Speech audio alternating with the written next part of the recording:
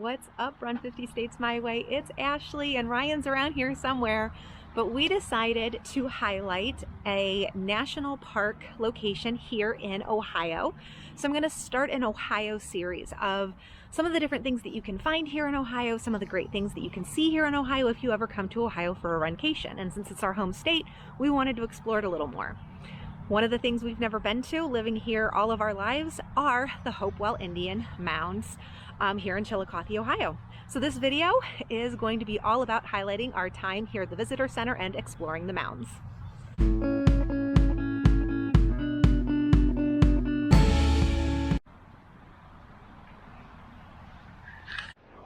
Another stamp in the passport.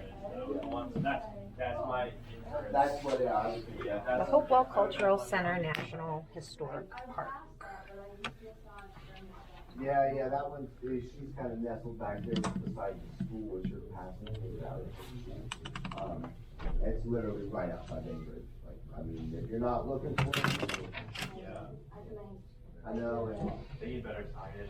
Yeah, and I think now, another question I had about going the opposite direction, because I didn't see the sign coming up this way yet for the Chillicothe. So like the brown. Messed up the one a little bit, but that's okay. That one actually is supposed to say Chillicothe. We found our Hopewell sticker, and we actually also found the First Lady National Historic Site sticker, so we're going to get that one as well. It looked like it was when it was built. The grounds are incredible. As always, the National Park has a cute gift shop with different things specific, like the ornament, to the location, shark's teeth and mica and copper. What I think is really cool is I only thought there were just the Junior Ranger booklets, but there's Junior Archaeologist, Night Explorer, Fisherman, Sound Explorer, Spaceflight Explorer, and then Junior Scientist. So if you bring your kiddos, definitely check out all of the cool ways that they can learn at the national parks.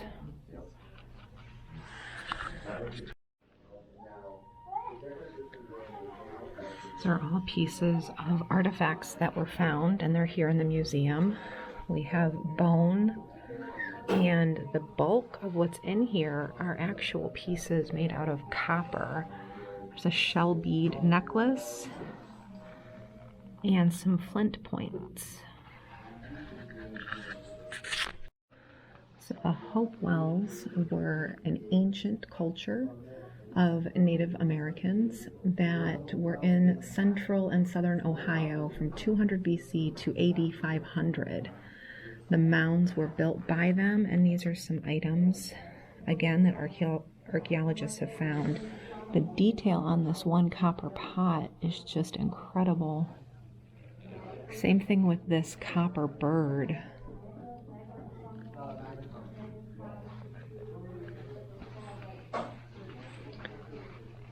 I'm going to get a little bit of my shadow, but I want you to try to see some of the other shell bead items. And what's really cool, shark teeth, if you can kind of see them.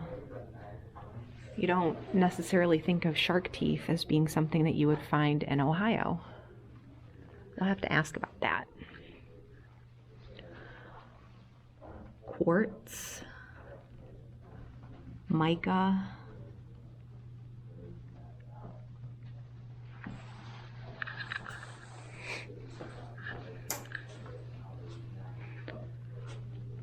more items in this case here. Archaeologists have determined that the Hopewell probably lived in small communities located on or near floodplains. These hamlets most likely consisted of a single family or a few extended families. Thank you so much for your time. The effort in human labor and commitment of time required to build hundreds of mounds and miles of earthworks attest to the stability and organization of the Hopewell Society. Only a stable and highly organized society would have been capable of such monumental undertakings. The earthworks were probably built as places for people living in widely scattered hamlets to gather and share their common beliefs and traditions.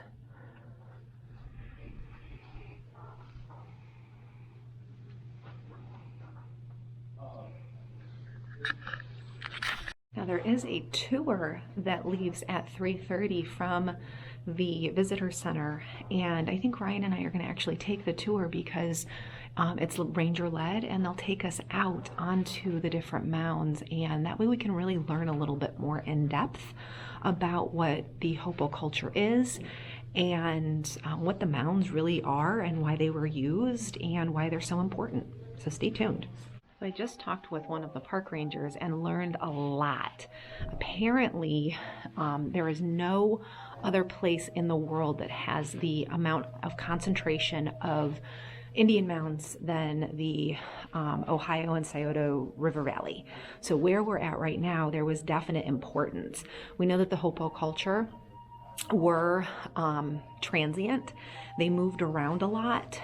They were seen as far south, he said, as Georgia and Florida, and as far west as the Mississippi. However, we know that they were traveling further than that because of an artifact that was found here at one of the mounds. We know that these mounds are burial and specificity. That's what they were predominantly used for, and it was cremation. But this is the piece that is just amazing. He told me to come and check out. Let me get out of the way so you don't see my shadow. This is an obsidian spear point, and they know from the geology that this obsidian came from Yellowstone area. So as far west as Yellowstone, they got the obsidian and brought it back here to Ohio. And then these antler horns here that are made out of copper. But he also told me to look for a mountain goat horn because there are no mountain goats in Ohio, and how would they have known what that looks like if they hadn't seen them? So again, different effigy pipes and whatnot. I also asked if the Serpent Mound, which is about an hour away from here, if it's related, and it is not. It's an effigy mound, and we know that it's not Hopewellian. So very interesting. I'm trying to see where that mountain goat horn is. I see antlers.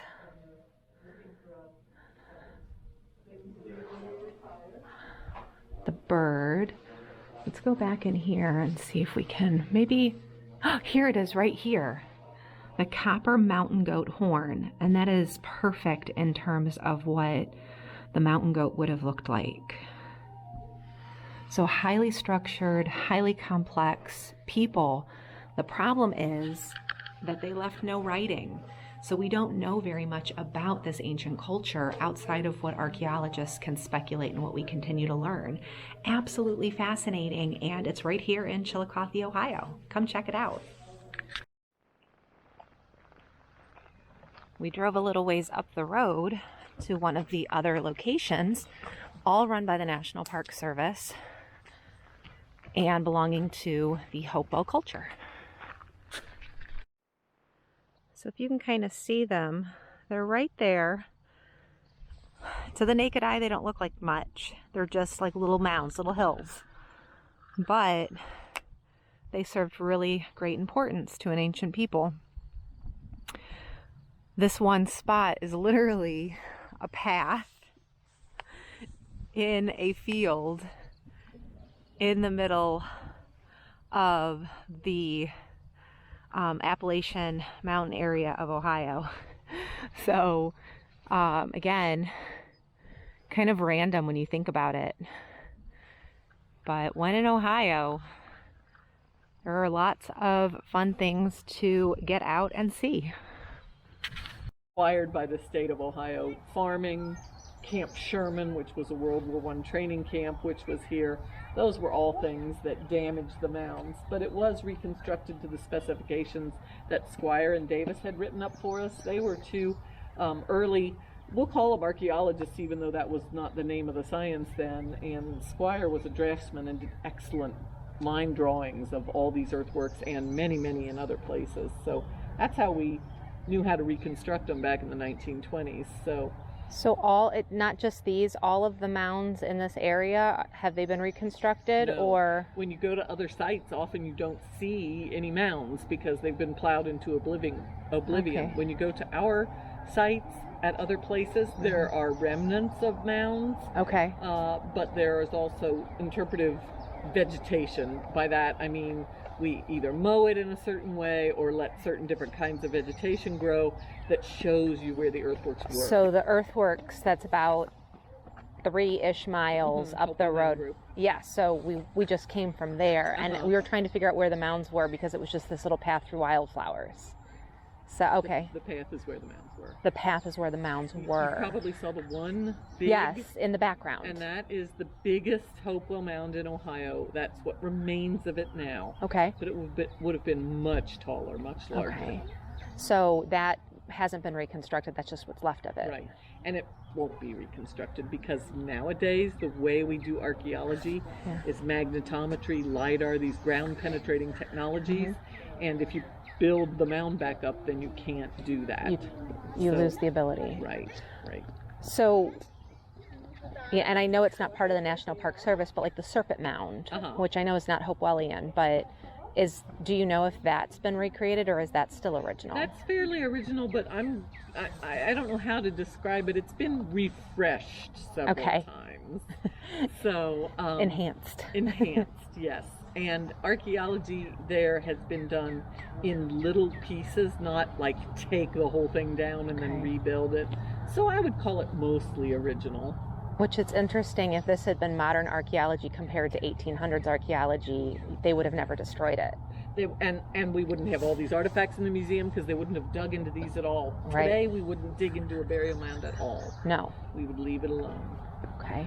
So if what we love about this culture is those beautiful artifacts, which most people do, they are beautiful, we would have never seen those if It's trade-off. old-fashioned archaeology hadn't dug them up. So you got to feel sort of two ways about that. It's like, it's really cool. And actually our Native American partners, they're like, this is really cool. We really like that we can see this.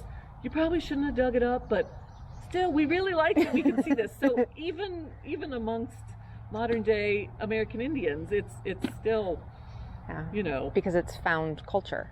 Yeah. Where, and so if we didn't have those artifacts, we would still have these beautiful earthworks and mounds. This site's a little bit unusual because this is a lot of burial mounds. Most of the other circle and square earthworks, which is those are the Hopewell shapes. She's really looking at stuff. Would have some burial mounds, but not a concentration like this. So we think this site perhaps is connected with Hopedon, which is catty corner across the river. No burial mounds there, just the circle and square earthworks. But this culture is about 2,000 years ago, from about 1 AD to about 400 AD. That's when they were engaged in building all these earthworks. The little map over there shows you the Scioto River running north and south, and then the Paint Creek running east and west coming into it. That's some of the Hopewell earthworks. There are about 300 of them in Ohio, which is a lot. Of course, most of them don't actually exist anymore, but they were here. okay. So this was the real center of their world. And we call it the Hopewell culture because these people are engaged in doing the same thing. And different tribes coming together to practice the same religion, essentially. The burial mounds were constructed one by one across that whole time period. And this perimeter earthwork is the last thing that they constructed. So that's when they enclosed the site. And after this perimeter earthwork is built, there are no more Hopewell burials in this site. They got the dirt for this perimeter from these borrow pits. There's some on either side of the opening here. Across the way where that big sycamore tree is, there's another opening. There are pits on either side of that. There are pits at the corner.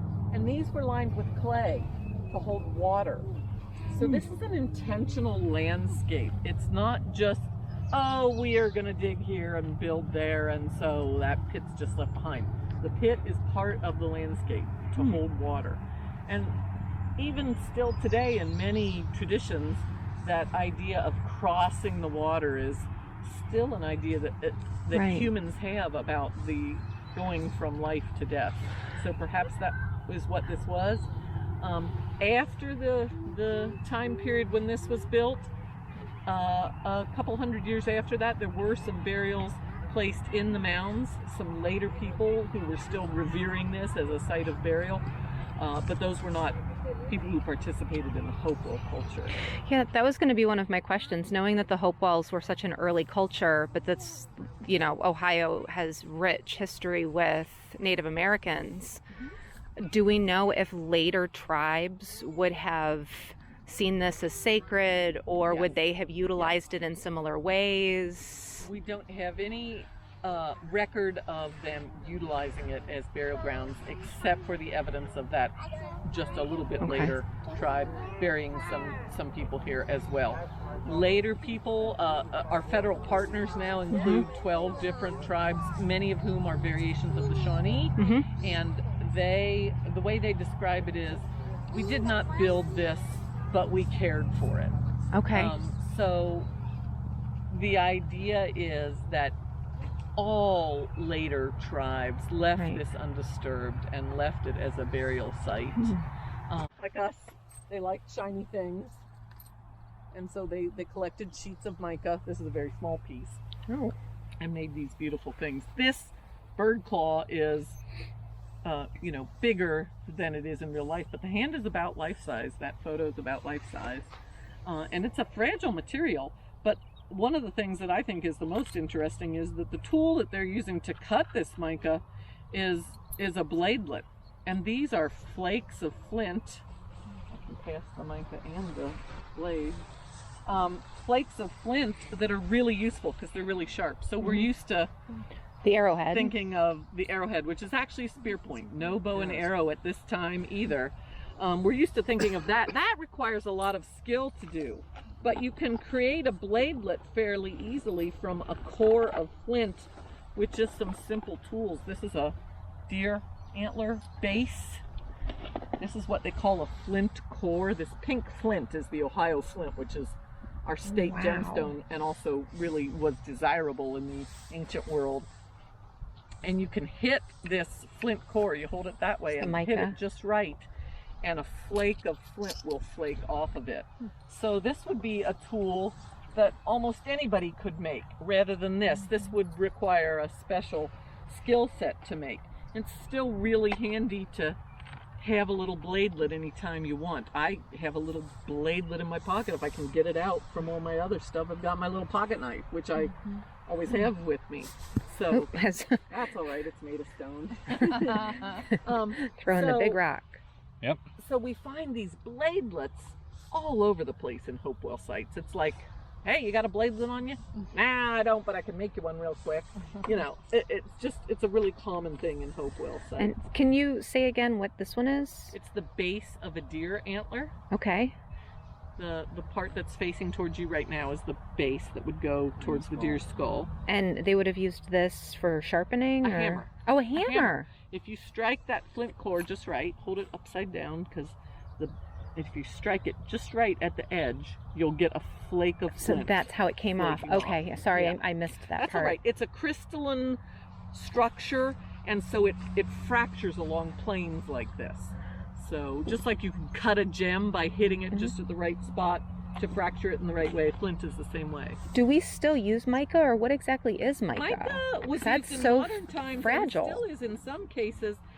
You might have heard the word isinglass Okay. for an old steam boiler or wood stove or something. That's mica, because it Okay. is translucent and you can look inside and see if the flame is burning. But it is a mineral. It's a rock. It won't burn or melt or anything. Okay. Like even glass would. Wow. Eventually, if a temperature got too high. And all of the mica here from North Carolina, from Blue Ridge. It's really cool. So there's a high concentration of mica in this mound. Does that indicate that the people who built this came from that area? Maybe so.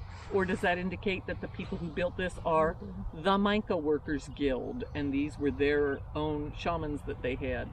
Maybe that's it. We don't really know, but there are concentrations like that in other mounds as well. The big tall one had copper. The one over here had pipes, animal effigy pipes. And so the little one next to it had obsidian. So we had lots of different materials in these things. And I'd like to take you over to the pipe mound, because that sign there has some wonderful pictures of the pipes that were found in here. This is probably the earliest mound in the complex.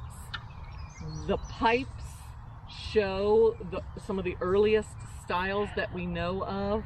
The platform of the pipe is a Hopewell feature.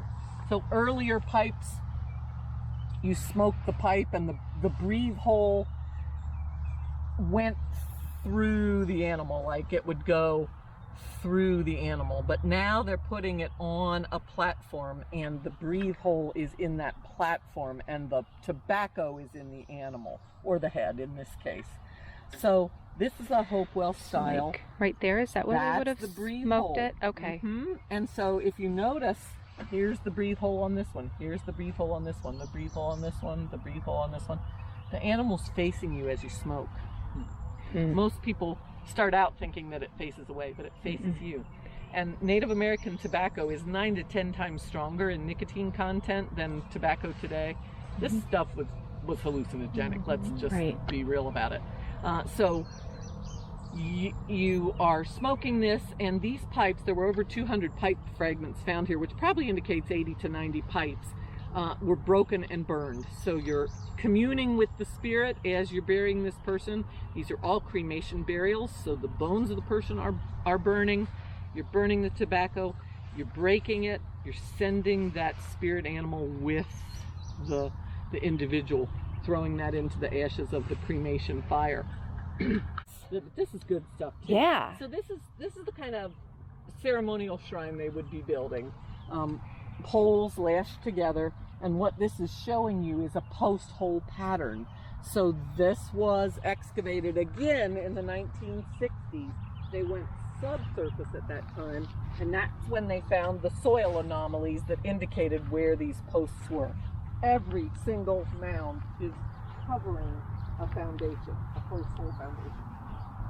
So if you came here, I don't remember if you folks heard this. This is a site that was built over 400 years. If you came here in early times, you might see just one mound there where the pipes were, and some other shrine houses around, but you wouldn't see all these mounds. You wouldn't see that perimeter. You wouldn't see those pits.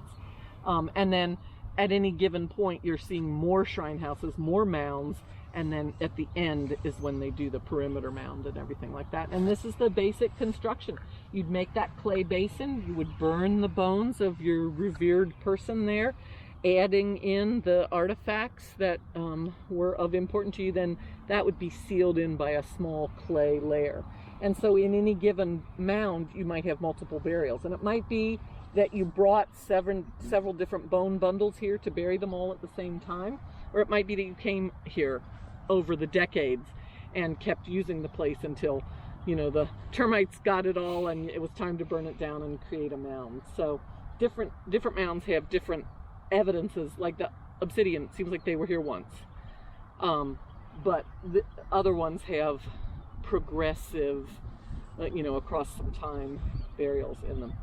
Then you take that down or burn it down and start building the mound over the top of it.